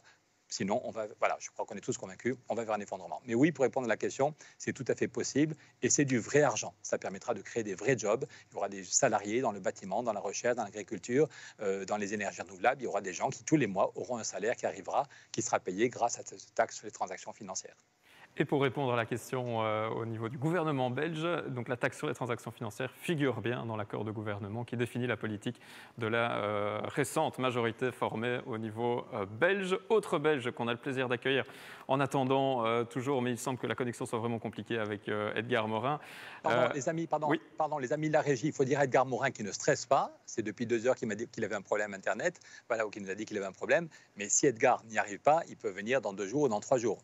Merci de dire à Edgar que ce n'est pas grave, qu'on est très heureux de ton soutien et que s'il veut venir dans 2 jours ou dans 3 jours, c'est possible aussi. Voilà, merci de lui faire passer le message. Donc Edgar, surtout pas de stress, pas de pression. On sera très heureux de te retrouver fin de semaine puisqu'on reprendra les lives à partir de jeudi. Voilà, donc vraiment, ne t'en fais pas, nous serons très heureux de te retrouver dans quelques jours. Et la personne qu'on retrouve maintenant, tu parlais d'expert aussi, ben en voilà un expert belge, Olivier De Scutter, et soutien supplémentaire Olivier De Scutter, un tout grand merci d'être avec nous, d'avoir accepté l'invitation. Olivier De Scutter, rapporteur spécial des Nations Unies sur l'extrême pauvreté et les droits humains. Pourquoi c'était important pour vous, Olivier, d'être présent parmi nous ce soir? Oui, bonsoir à tous et bonsoir à Pierre, dont je suis depuis longtemps avec beaucoup d'admiration et de respect le combat. C'est vraiment important, ce message qui consiste à dire que nous pouvons financer la transition écologique et nous pouvons le faire en plus avec un souci de justice sociale pour mettre fin à des formes de spéculation qui ont un rôle nocif dans l'économie. Je pense que ce qui est aussi important à relever, c'est que c'est une contribution à l'intégration européenne. Pour financer le plan Next Generation EU de 750 milliards d'euros qui est encore en discussion, l'Union européenne va devoir emprunter sur les marchés et va devoir rembourser sur une période de 30 ans, entre 2028 et 2058, ces montants. Et elle aura besoin de développer des nouvelles ressources de financement pour rembourser cet emprunt. Et c'est le moment d'utiliser les outils qu'elle a à sa disposition, parmi lesquels la taxation sur les transactions financières, qui fait partie des outils qui peuvent aider à financer ces transitions. Je crois que c'est d'autant plus important pour moi que pendant des années, j'ai travaillé pas mal sur la question de la transition écologique et mon rôle maintenant, c'est de travailler sur l'extrême pauvreté. Et je vois bien l'importance qu'il y a, comme le disait Adélaïde Charlier et comme Pierre Laroutourou ne cesse d'y insister, qu'il y a à ce que cette transition écologique soit aussi socialement juste et vienne au secours des ménages les plus défavorisés. L'exemple que Pierre vient d'utiliser de l'isolation des bâtiments permettant de réduire la facture énergétique des ménages est un exemple parmi d'autres de l'importance de financer ces transitions écologiques. Et je suis convaincu que la taxe sur les transactions financières, qui montrera que l'Europe peut avancer, est un outil tout à fait essentiel à utiliser à cet égard. Et donc je suis très heureux de modestement soutenir cette action. Et tout cela se retrouve, Olivier, dans un récent rapport que tu as présenté devant l'Assemblée générale des Nations Unies avec cet appel à des investissements dans une série de secteurs, l'énergie, la construction, l'alimentation, la mobilité. Pierre, par rapport à ce témoignage d'Olivier? D'abord dire merci à Olivier de me garder son amitié, parce qu'il y a 2 ans, je lui ai fait un coup un peu tordu. Je lui ai demandé de rédiger, c'est un très grand juriste, en plus d'autres qualités. Et il y a 2 ans, on voulait montrer que le pacte climat, finance climat qu'on demandait avec Jean Jouzel, Anne Essel et plein d'autres, c'était possible. On a dit, Olivier, tu es un très grand juriste, est-ce que tu peux t'y mettre? Alors qu'il croulait sous le boulot, et il a réussi, en faisant des nocturnes, en travaillant le week-end, à pondre un texte qui dit, oui, c'est possible de créer une banque du climat, et voilà les statuts de la banque du climat, avec un truc très nouveau en termes de contrôle démocratique, des ONG, des climatologues, des spécialistes de la biodiversité. Voilà comment on peut effectivement avoir un budget climat. Donc je suis heureux qu'Olivier, j'étais très heureux que tu fasses cet énorme boulot. Ça a montré la crédibilité de notre projet. Je suis heureux que notre amitié n'en ait pas souffert. Mais je sais que tu es quelqu'un de très convaincu. Donc Olivier a été rapporteur spécial pour l'ONU sur la question de l'alimentation, maintenant sur la lutte contre la pauvreté. Et évidemment, ces 2 sujets sont liés au climat, comme il vient de le dire. Sur l'agriculture, sur l'accès à l'alimentation, j'ai vu une étude de la FAO qui dit que si rien ne change, dans 30 ans, scénario probable pour plusieurs grandes zones. L'Afrique, c'est immense, on pourrait, voilà, mais il y a plusieurs grandes zones de l'Afrique où si rien ne change, les récoltes vont être divisées par 2. Il y aura moins d'eau, il y aura de plus en plus de sécheresse, ou quand l'eau arrive, l'eau tombe tellement violemment que ça fout tout en l'air. Donc si les récoltes sont divisées par 2, donc plusieurs grandes zones de l'Afrique, alors que la population double, il n'y a pas besoin d'être prix Nobel pour comprendre la souffrance terrible de millions d'hommes et de femmes, voilà, qui ne pourront plus vivre. Ils auront le choix entre mourir là où ils sont nés ou essayer de trouver un moyen de survivre dans le pays voisin ou de traverser la Méditerranée, puisque l'Europe est le continent le plus proche. Donc c'est pour ça qu'évidemment, il y a un lien, depuis très longtemps, tu travailles sur ces questions, Olivier, le lien entre l'agriculture et inversement, un autre modèle d'agriculture peut capter du CO2, une agriculture avec moins de produits chimiques, où on redonne à la terre sa fécondité, ça peut être un moyen de capter du CO2 et d'avoir des récoltes plus importantes. Benoît Biteau, qui est un agriculteur et député européen, nous l'a expliqué dans sa ferme déjà. Il montre qu'on peut très bien avoir de très bonnes récoltes de céréales sans mettre de produits chimiques, parce qu'on met des luzernes, on met des plantes qui captent l'azote et on n'a pas besoin de produits chimiques. Donc il y a bien un lien dans les 2 sens. Soit on va faire une catastrophe et l'agriculture ne nous permettra plus de nourrir les gens, soit on change de modèle d'agriculture et ça pourra faciliter, ce sera une partie du combat pour le climat. Et sur la question de la pauvreté, Jean Jouzel, le grand climatologue français, viendra bientôt dans un des prochains soirs dire son soutien à ce qu'on fait. Ça fait 7 ans qu'on travaille avec Jean Jouzel et Jean Jouzel insiste toujours, alors que d'habitude il est technique, climato, voilà les courbes, et depuis 2 ou 3 ans il dit que ce qui le motive, c'est la question de la justice climatique. Il dit c'est les pays les plus pauvres qui souffrent du dérèglement climatique, les pays les plus pauvres sont les plus impactés, alors que ce n'est pas eux qui ont fait le plus de CO2, hein. C'est plutôt l'Europe et maintenant les États-Unis et la Chine, mais historiquement, depuis 2 siècles, c'est l'Europe qui a fait le plus de CO2, et pour le moment, l'Europe est plutôt protégée, alors que l'Afrique ou d'autres zones du monde ont des souffrances terribles. Alors, voilà, donc Jean Jouzel répète toujours, c'est les pays les plus pauvres qui sont les plus touchés, et dans les pays riches, c'est les plus pauvres qui sont les plus touchés. Ceux qui sont morts en Louisiane, ceux qui sont morts dans d'autres zones du monde, c'est souvent les plus riches, arrivent à avoir des maisons solides, arrivent à être dans des endroits moins inondables. Voilà.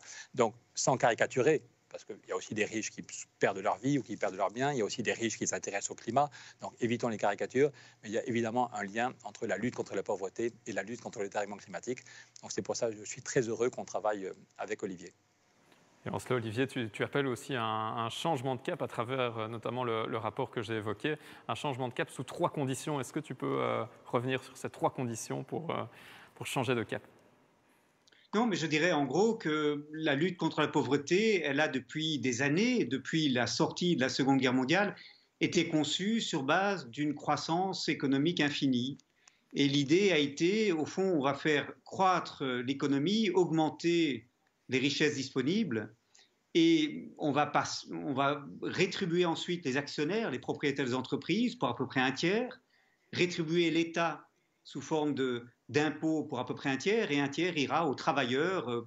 On augmentera progressivement les salaires en fonction de l'amélioration de la productivité du travail. Et donc, les politiques de lutte contre la pauvreté ont dépendu de la croissance de la richesse produite. Et malheureusement, au nom de la croissance, on a fait toute une série de choix qui vont de la déréglementation du marché du travail à la négociation d'accords commerciaux et à la création d'un climat favorable aux investisseurs qui en fait réduit la capacité pour l'État de taxer les entreprises. On a fait toute une série de choix au nom de la recherche de la croissance économique qui aujourd'hui nous enferme dans un équilibre extrêmement problématique et dans l'illusion que la croissance peut infiniment se poursuivre sans qu'il en résulte des conséquences dévastatrices pour l'environnement. Il faut arrêter de croire qu'on peut continuer cette croissance infinie dans un monde de ressources rares et dans une planète aux limites finies. Et donc le rapport est un appel à concevoir autrement un développement qui ne repose pas sur la croissance infinie et son illusion, le mythe de la croissance, et qui au contraire mette l'accent sur la réduction des inégalités et mette l'accent sur des investissements qui vont pouvoir non seulement réduire l'empreinte écologique, mais aussi créer des emplois pour les personnes avec des faibles niveaux de qualification, et troisièmement, permettre l'accès à des biens et services essentiels pour que les gens puissent mener une vie décente, y compris s'il s'agit de ménages défavorisés. C'est ce que j'appelle dans le rapport des mesures à triple dividende qui sont écologiquement soutenables, qui créent des emplois et qui permettent l'accès à ces biens et services pour des ménages en pauvreté. Et je pense qu'il y a parmi les exemples le développement d'infrastructures de transport en commun qui permettent de réduire la pollution liée à l'utilisation de la voiture, mais en même temps de créer des emplois pour le développement de ces infrastructures et permet de favoriser l'accès à la mobilité pour tous et toutes, indépendamment du niveau de revenu. Ou bien encore, exemple que Pierre Laroutourou aime beaucoup utiliser, c'est la rénovation des bâtiments pour réduire la passoire énergétique que sont la plupart de nos bâtiments. Il faut un programme massif d'isolation des bâtiments et ça signifie réduire notre empreinte écologique, mais aussi créer des emplois non délocalisables dans le secteur de la construction et en même temps réduire la facture énergétique des ménages. L'agroécologie que, citant Benoît Biteau, Pierre Laroutourou évoquait à l'instant, c'est une manière de produire notre alimentation, une manière de cultiver les champs qui non seulement réduit l'empreinte écologique, l'empreinte carbone de la production agricole en permettant au sol de stocker le carbone de manière bien plus efficace, c'est aussi une manière de créer des emplois de qualité dans le secteur agricole et de favoriser l'accès à une alimentation de qualité locale pour l'ensemble des ménages, puisque aujourd'hui, malheureusement, les aliments bio sont très largement réservés à une certaine partie de la population qui peut se le permettre. Et donc, il y a toute une série de mesures comme ça que le rapport présenté à l'Assemblée générale examine, décrit, chiffre, pour montrer qu'on peut et qu'on doit réaliser une transition écologique qui soit en même temps socialement juste. Voilà. Et c'est un combat que, depuis des années, et Pierre Laroutourou et moi, nous conduisons. Il a un passé dans ATD Quart Monde que j'ai également, et c'est vraiment tenir ensemble les deux bouts de cette équation complexe qui est indispensable à la fois pour réussir la transition écologique, c'est important que ce soit perçu comme socialement juste, et pour lutter contre la pauvreté. N'oublions pas que les personnes en pauvreté sont les premières victimes de la pollution de l'air, de l'impact résultant des sécheresses et des inondations, l'impact sur la sécurité alimentaire dans différentes régions du monde, des changements climatiques aujourd'hui. Et donc, il faut conduire ces deux combats ensemble et c'est ce que veut faire ce rapport présenté à l'Assemblée générale. Olivier, une question d'un internaute sur la page de Pierre Larouturou qui rejoint ton témoignage. Qu'en est-il de la croissance démographique, en particulier dans les pays les plus pauvres? Comment intégrer cette variable dans un monde limité en ressources? Question de François Roland. Oui, alors c'est vrai que bien que la courbe s'aplatisse assez rapidement en Asie du Sud, on a dans certaines régions du monde encore une croissance démographique qui est très forte. Dans pas mal de pays d'Afrique, la population double pratiquement tous les 30 ans, et ceci parce qu'on a encore un très grand nombre d'enfants par femme et des mariages qui ont lieu très tôt, et donc c'est effectivement un vrai défi. Alors pour ça, je pense qu'il y a vraiment deux réponses. Il y a d'abord l'amélioration de l'accès à l'éducation pour les femmes, qui va les inciter à se marier plus tard et va renforcer également leur poids dans la décision dans les ménages, leur permettant de réduire le nombre d'enfants qu'elles auront. Et ce sera une manière aussi de s'assurer qu'on s'occupera mieux des enfants moins nombreux dont on aura la charge. Et puis deuxièmement, c'est la sécurité sociale, la protection sociale. Parce qu'une des raisons principales pour lesquelles on a encore des familles qui ont beaucoup d'enfants, c'est parce que les parents veulent voir assurer leurs vieux jours et ont beaucoup d'enfants dans l'espoir que certains survivent et puissent les soutenir pendant leur vieillesse alors qu'ils ne seront plus en mesure de travailler. Et donc, renforcer le droit à la protection sociale pour préserver l'avenir des parents et leur assurer qu'ils n'ont pas besoin d'être soutenus par leurs enfants pour leurs vieux jours, et renforcer l'accès à l'éducation des femmes, ce sont les deux clés d'un développement beaucoup plus soutenable avec une croissance démographique beaucoup moins forte. Mais c'est vrai que c'est un défi majeur qui est malheureusement largement un tabou au sein des Nations Unies, parce qu'on a eu des expériences autoritaires en matière de contrôle des naissances dans des pays comme l'Inde sous Indira Gandhi ou sous la Chine jusqu'à récemment avec la politique de l'enfant unique, des politiques qui ont mauvaise presse et qui effectivement ont été des restrictions importantes parfois aux libertés des populations. Un tout grand merci, Olivier De Scutter, rapporteur général aux Nations Unies sur l'extrême pauvreté, la défense des droits humains. Un tout grand merci d'avoir été avec nous. Peut-être avant de vous quitter, de vous saluer, comment faire pour que cette taxe sur les transactions financières ne soit plus un tabou pour certains dirigeants européens et qu'enfin ils aillent dans le sens de cette taxe sur les transactions financières et qu'elle fasse partie du prochain budget européen?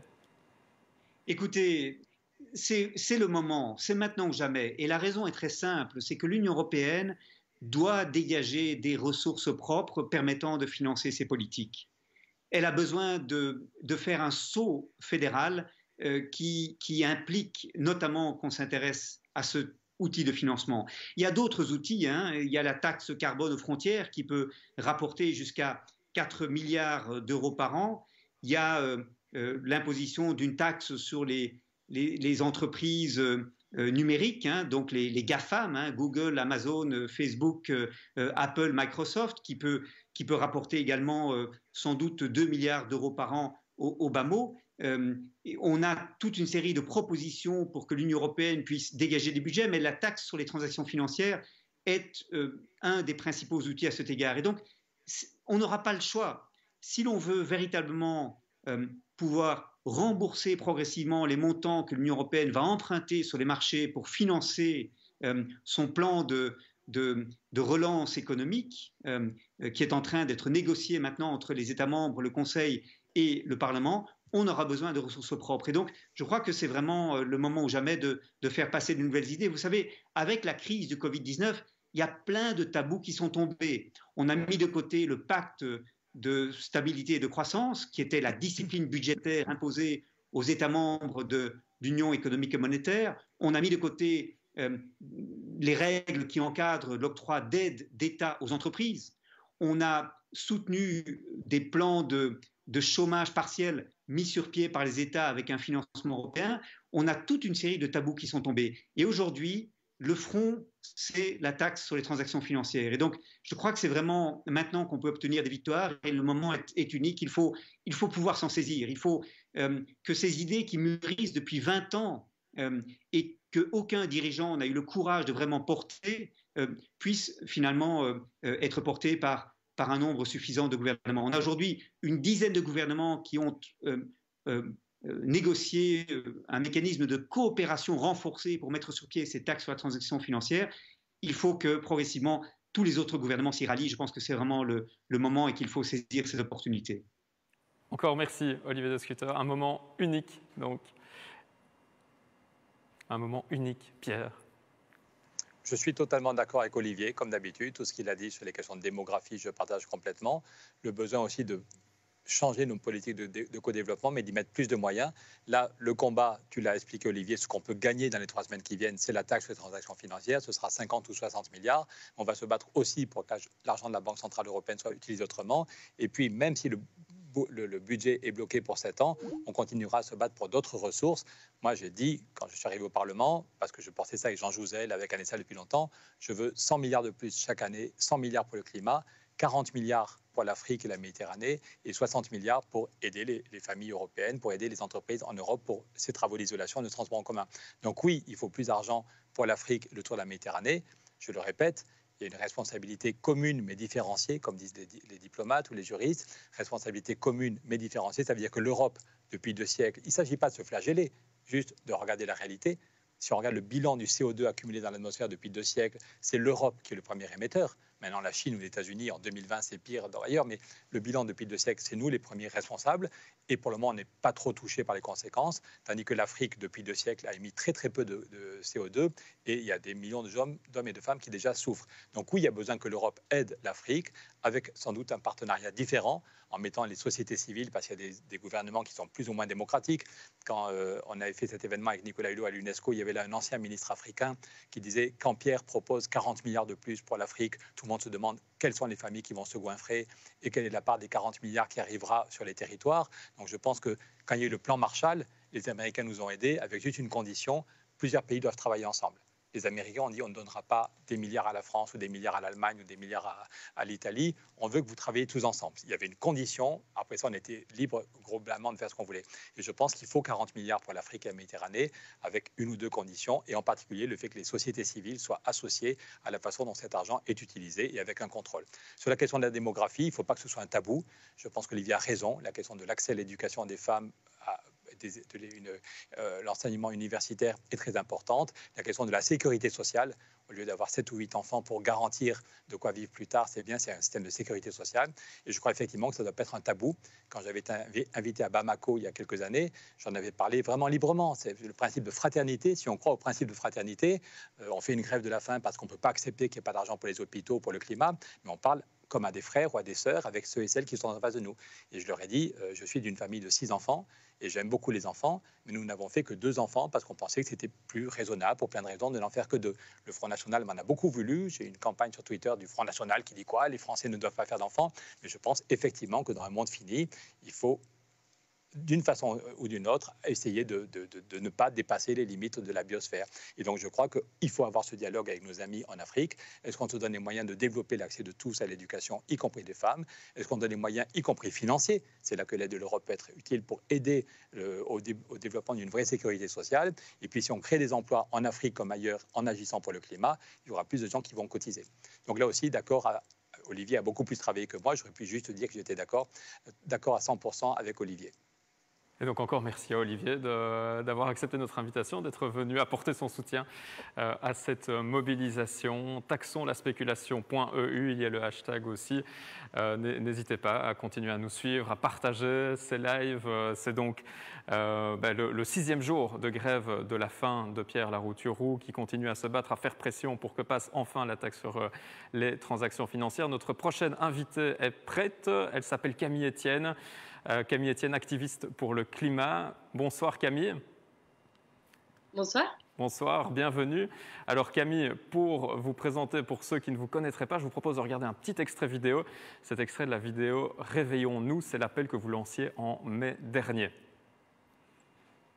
Si le jour d'après consiste simplement à refermer la parenthèse, à reprendre le cycle infernal qui a rendu possible ce virus, alors nous aurons perdu. Ça dépend de nous. Il nous appartient de prendre ce moment pour donner tort à tous ceux qui nous pensent trop petits, trop tard, trop fous. On sait déjà que ce ne sera pas facile et qu'on n'est même pas sûr de gagner. Mais franchement, est-ce que ça vaudrait pas le coup d'essayer? On n'a plus le temps de ne pas y croire. Réveillons-nous.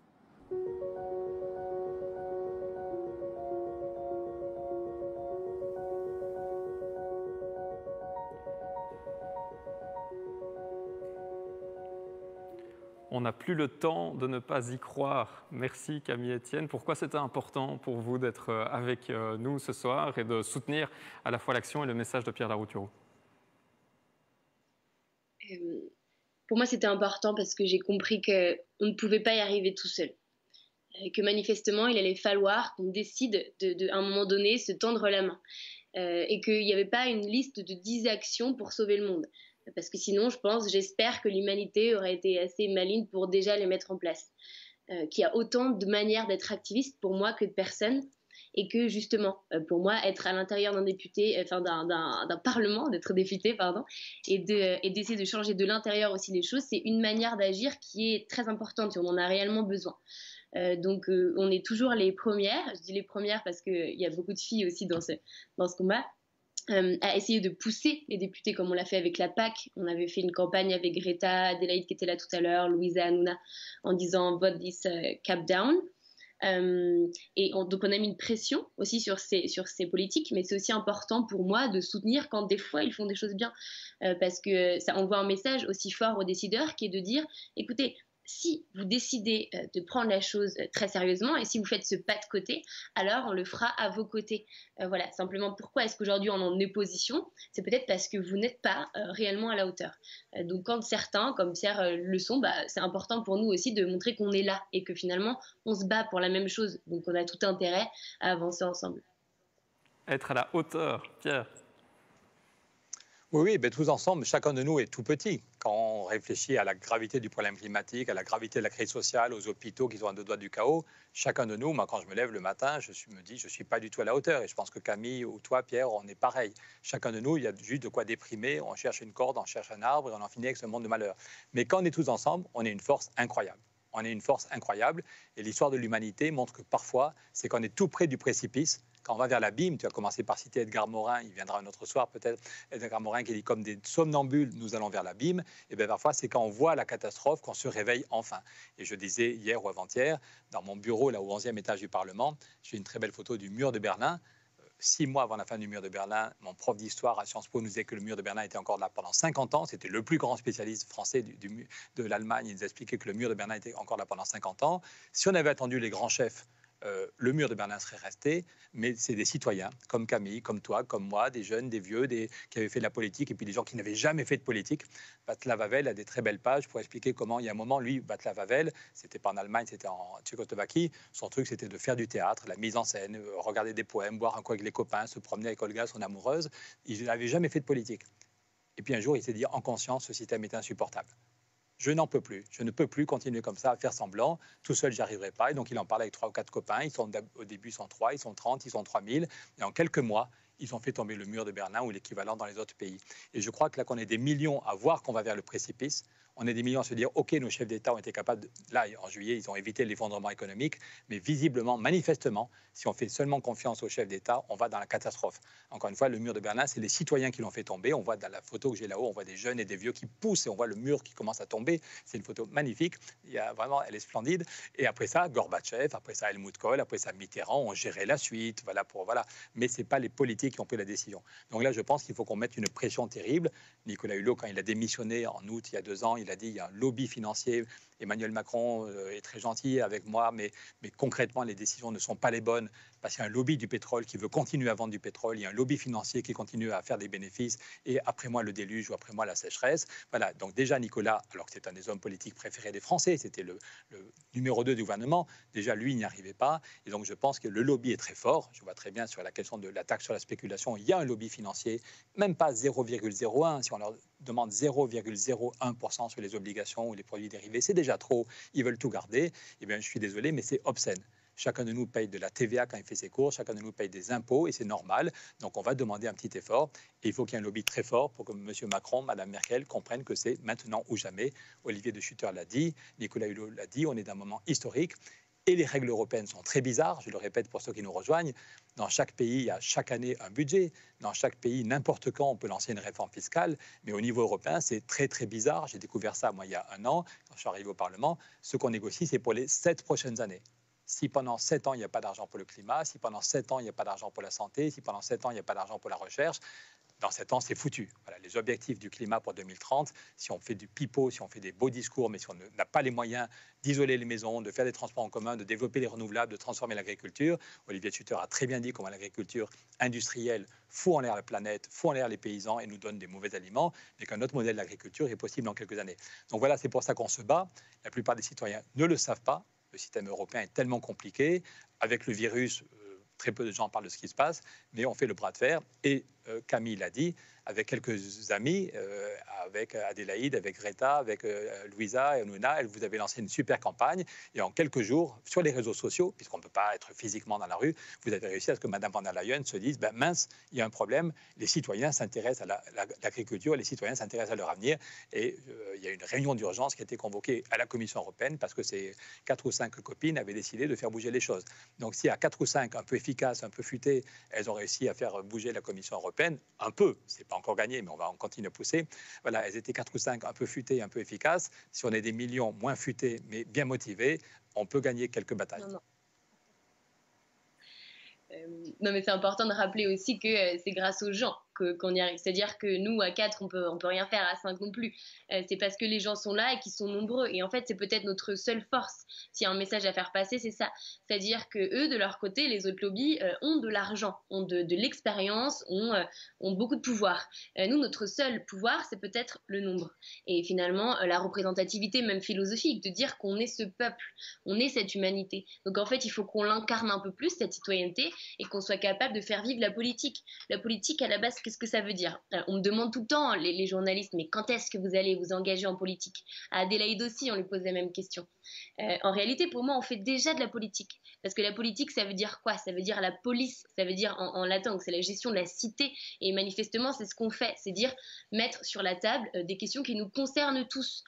Donc en fait, ce qu'il faut bien comprendre, c'est que chaque personne qui regarde ce live a un pouvoir incroyable, qui est celui de relier, qui est celui de faire masse, et ça peut marcher. Alors, on a des milliards d'exemples de fois où ça n'a pas marché, de campagnes qu'on a essayé de mener où on n'a pas été assez fort, pas été assez nombreux, mais peut-être il y a 1 ou 2 fois, la commission, peut-être que ce sera cette exception-là.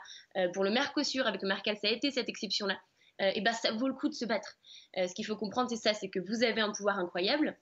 Et la deuxième chose importante, à mon sens, c'est que c'est maintenant qu'en fait on parle de 7 ans, on parle de 2050, on parle etc. Je ne me bats absolument pas pour les générations futures, de manière très égoïste. Même pas, je me projette aussi loin, en fait, c'est-à-dire de dire que rien qu'aujourd'hui, ce monde dans lequel on vit mérite qu'on se révolte. Je veux dire, qui est sincèrement, si on lui donne une feuille blanche et on lui dit dessine le monde qui te plaît, dessine exactement celui-ci. On voit bien qu'il y a des milliards de choses qui ne vont pas. Il y a beaucoup d'injustices, donc tout ça bouge et c'est chouette. Mais il faut qu'on aille plus loin, qu'on pousse plus fort parce qu'on peut réellement y arriver. Et en fait, au lieu de parier simplement sur la potentialité que peut-être plus tard on y arrivera ou pas, en fait, dans tous les cas, c'est pas comme ça que ça va se passer. C'est-à-dire qu'il n'y a pas un gong en 2050 une petite fée qui va nous dire félicitations, vous avez sauvé l'humanité, ou non, pardon, désolé, tout le monde va mourir. Pour chaque centimètre de banquise, ça vaut le coup qu'on se batte. Pour chaque réfugié climatique en moins, ça vaut le coup qu'on se batte. Pour chaque espèce qui ne disparaît pas, ça vaut le coup qu'on se batte. Donc il faut le faire maintenant. Et en effet, l'argent est aussi un levier très important. Donc c'est pour ça que cette taxe est importante.